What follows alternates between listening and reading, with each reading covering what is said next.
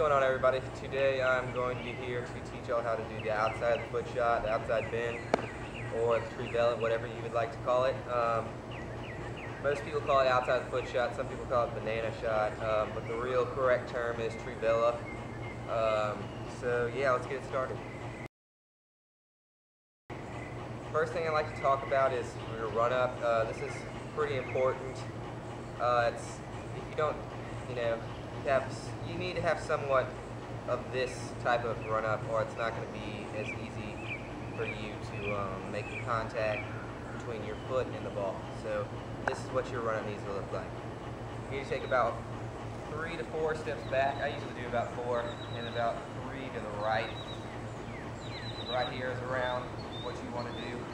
And before you do take your steps back into the side, you're going to have your hips lined up to what your target is. So if my target is the camera, I want to have my hips lined up 3 steps back and 3 to the right, 4 steps back, 4 to the right, 4 back, 3 right, whatever is most comfortable for you. It's really up to you.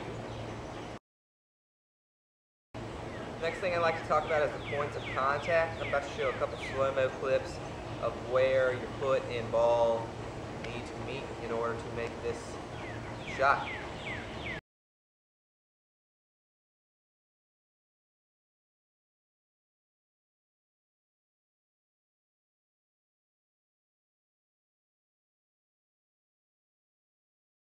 So those are where you're going to be meeting the foot, part of your foot and the part of the ball.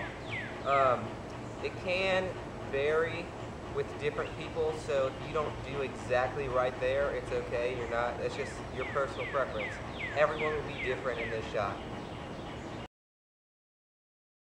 The next thing I'd like to talk about is your follow through. This is a very, very important part of it, but it's a very natural follow through. When you hit with the outside of your foot, this is really how you're going to follow through. But you really need to focus on whenever you come through the ball, you want to come around it. You have to come around it and let your momentum carry you to where both feet come off the ground, to where you're in the air, in order to get more swerve as well as to get more power on the shot. It's very important to do that. If you don't, it's okay, but I really, really strongly recommend you doing that. If you don't do that, you're not going to get as much power on the shot, and it's just not going to curve as much either. So really letting your momentum swing you through the ball is going to help you a lot with this shot.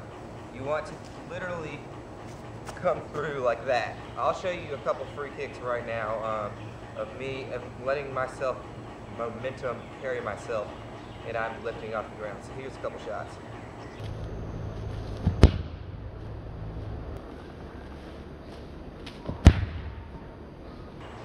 So yeah, that's what you need. It needs to look like whenever you do hit this shot. You really do want to put a lot of momentum into this shot and allow yourself to kick it hard enough to carry yourself off the ground.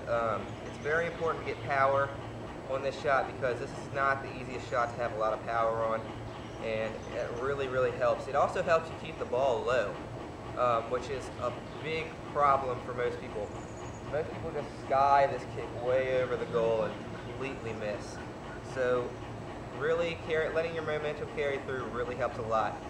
So I hope this helped y'all out a lot, and if y'all have any questions, please post them down below. I'll do my best to answer them all. Please rate this and please subscribe. So here's a couple shots. Thank y'all.